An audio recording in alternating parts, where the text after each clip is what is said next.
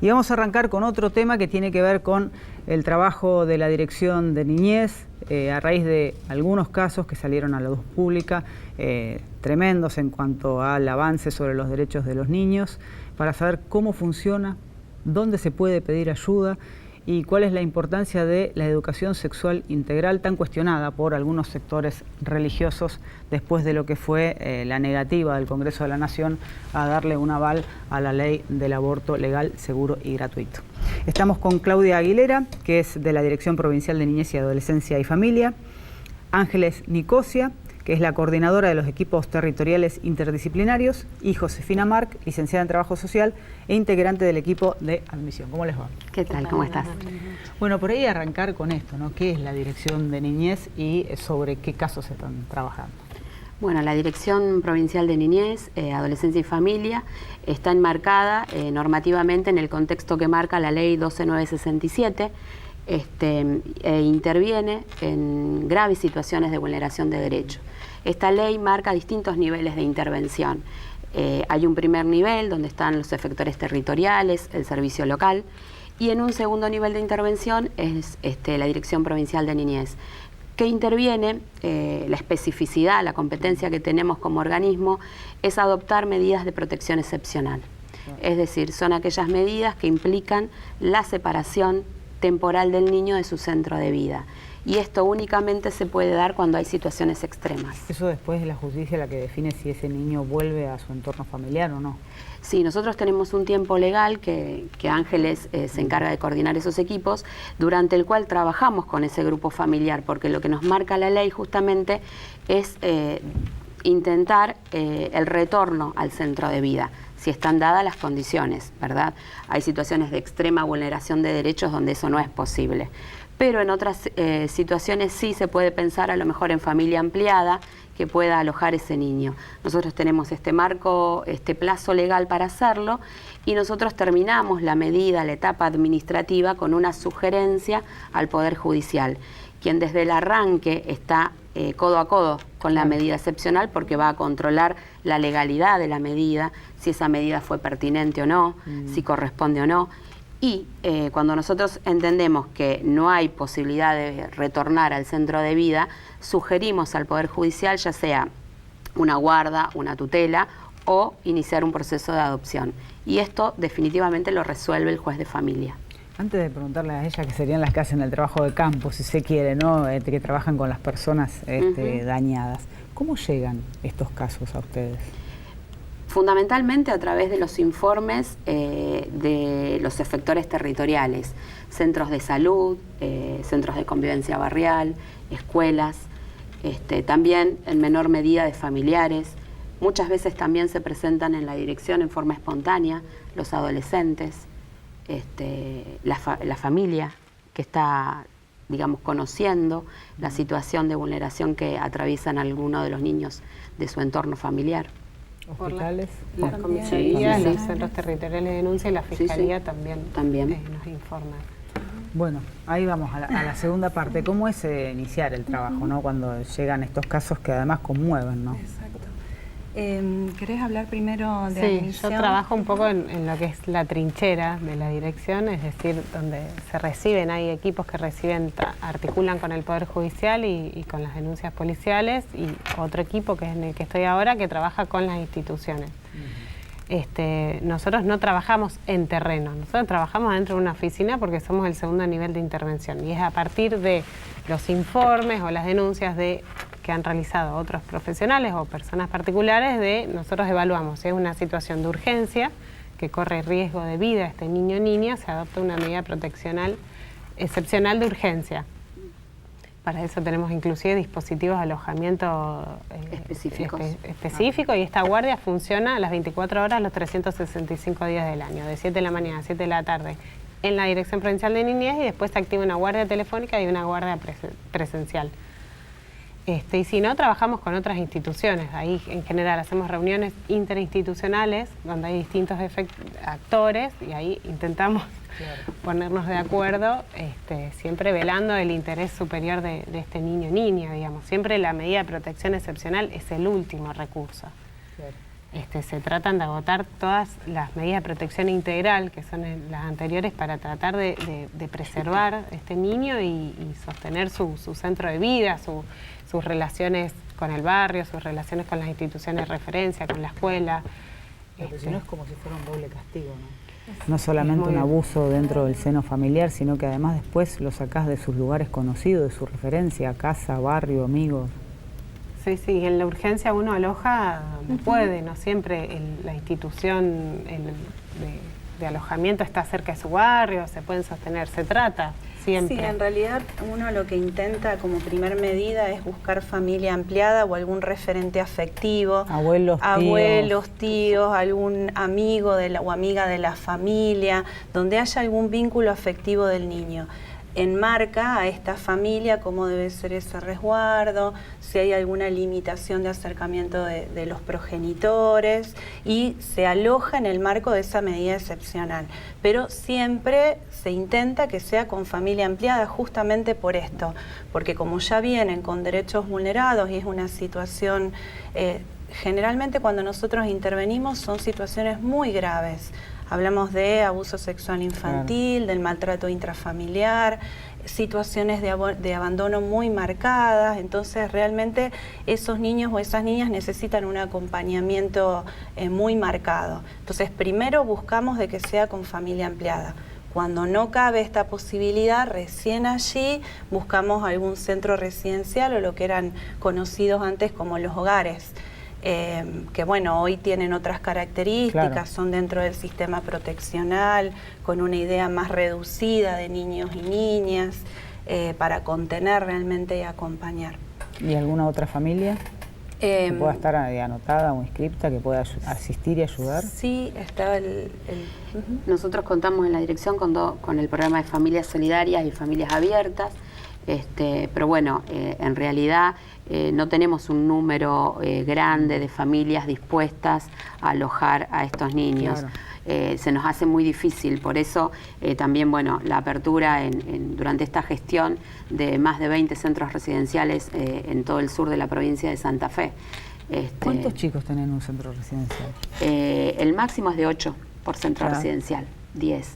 Es Sí, esto cambia totalmente lo que uno, por lo menos acá en Rosario teníamos esa idea de lo que era el viejo hogar, exacto, del huérfano con, no sé, 100 chicos, exacto, 200, digo, es otra cosa. No, acá lo que se intenta es trabajar, que el equipo desde la dirección pueda articular con el equipo técnico que funciona en cada centro residencial un plan y una estrategia para ese chico. Claro. Pensar un proyecto, ya sea a mediano plazo, a largo plazo, dependiendo, bueno, de la edad del niño, del adolescente y también de su decisión personal. Nosotros tenemos situaciones de preadolescentes, adolescentes que manifestaron no querer iniciar un proceso adoptivo. Entonces se trabaja con ellos en lo que va a ser su autonomía, en el marco de una autonomía progresiva hasta que, bueno, alcancen la mayoría de edad y después poder continuar con ellos en forma, digamos, constante. Nosotros ya tenemos 2 casas de preegreso enmarcadas en la nueva ley que hablan de, bueno, de una continuidad del trabajo, claro, más allá de los 18 años. Perdón, no de algunos chicos o adolescentes que dicen no queremos iniciar un proceso para que nos adopten. ¿Con qué tiene que ver? Tiene que ver con... Están muy dañados y no quieren ir a otra familia o volver a intentar tener lazos afectivos con otra familia porque su familia original... No, bueno, yo no soy psicóloga, no te podría especificar en eso, pero tiene también mucho que ver con el fuerte lazo que tienen con su familia de origen. Muchos, a veces están en una institución y sostienen vínculos afectivos con el resto de la familia, con su familia, que no tienen posibilidades de alojar, claro, pero sí pueden sostener algún tipo de vínculo. Hoy también se establecen vínculos afectivos dentro de las instituciones. También la negativa es trabajable, o sea, desde los equipos, digamos, se establecen espacios terapéuticos para poder trabajar con ese niño, dependiendo la edad o la niña, la implicancia que tiene una familia, que puede continuar con el vínculo de su familia biológica. Se trabaja realmente cuando un niño o un adolescente dice no quiero ser adoptado, es porque realmente fue una decisión que ha venido siendo trabajada. Y bueno, uno también debe respetar, ¿no?, esta palabra de esta niña o este niño. Un niño ¿sabe que está mal cuando se llega a situaciones, vos decías, vienen con situaciones gravísimas, ¿no? De abuso sexual, de maltrato, de golpes, digo, ¿sabe que eso está mal? ¿O cuando son casos de chiquitos muy chiquitos, no tienen en claro eso? No siempre. En las situaciones, bueno, lo conversamos hace un ratito fuera del aire, a veces las situaciones de abuso sexual infantil vienen naturalizadas y creen que esa caricia o ese mimo que percibían de parte de alguno de los integrantes de su grupo familiar era esto, era un cariño, era un mimo, y no logran poder, digamos, entender que eso no es lo habitual en cómo un adulto transmite su afecto a un niño o a una niña. Y esto tiene que comenzar a empezar a abrirse la información, a explicarles. Los equipos en esto tienen que trabajar de manera articulada con psicólogos, con espacios terapéuticos, con pediatras, para, bueno, poder empezar a explicar esto, ¿no? Lo que implica el afecto de un adulto a un niño, lo que implica el cuidado, qué es lo que no es adecuado, y bueno, y que ellos puedan empezar a comprender. No todos lo saben, otros sí saben y pueden contarlo y hablarlo con alguna persona o algún adulto que les dio el espacio para poder hacerlo. Y para el niño que no tenía dimensión, ¿no? De que eso era un abuso. Exacto. ¿Se logra con el trabajo y de asistencia que tomen dimensión y que se den cuenta de que eso estaba mal? Sí.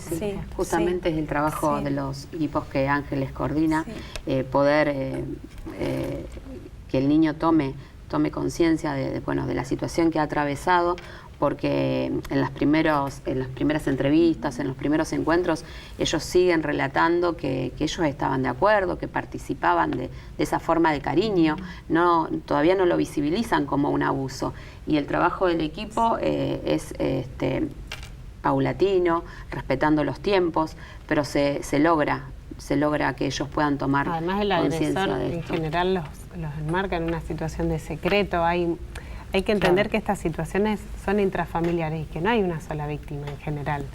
Digamos, hay cierta analogía en todas las situaciones que ingresan, que hay un pacto de silencio en este entramado familiar y el agresor se maneja, que en general son masculinos, con total impunidad.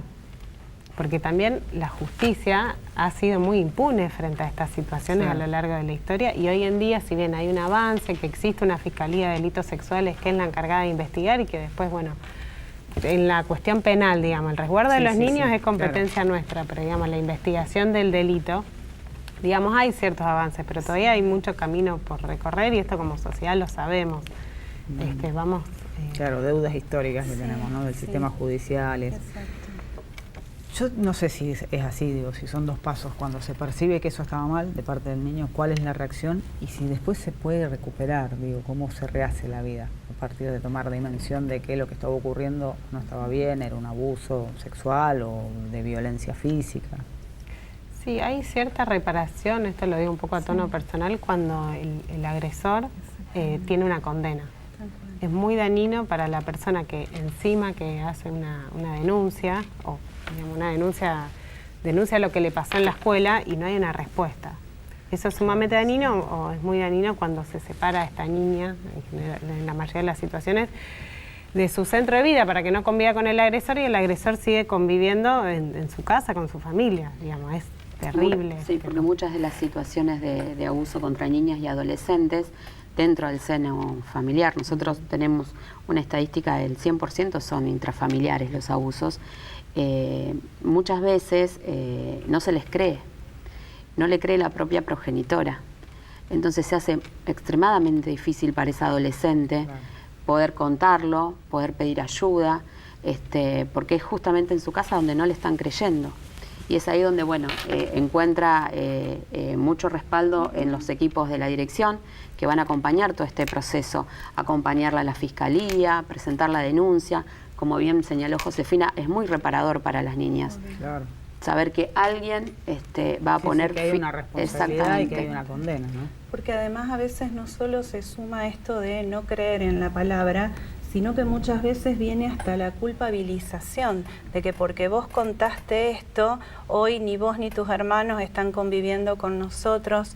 La verdad que trabajar esto para una niña, un niño, un adolescente que ha podido contar esto es una carga muy pesada, porque es esto, por un lado, no creerle, y después cuando puede empezar a transmitirlo es culpabilizarla porque están separados. Tremendo. Vos preguntabas anteriormente si era posible revertir esto. Sí, con buenos espacios terapéuticos, con el acompañamiento de profesionales. Si la familia ampliada está presente en esto, es fundamental que haya familiares que puedan contener y acompañar. Por supuesto que depende de cada situación y de cada niño o niña en particular, pero en general sí es posible.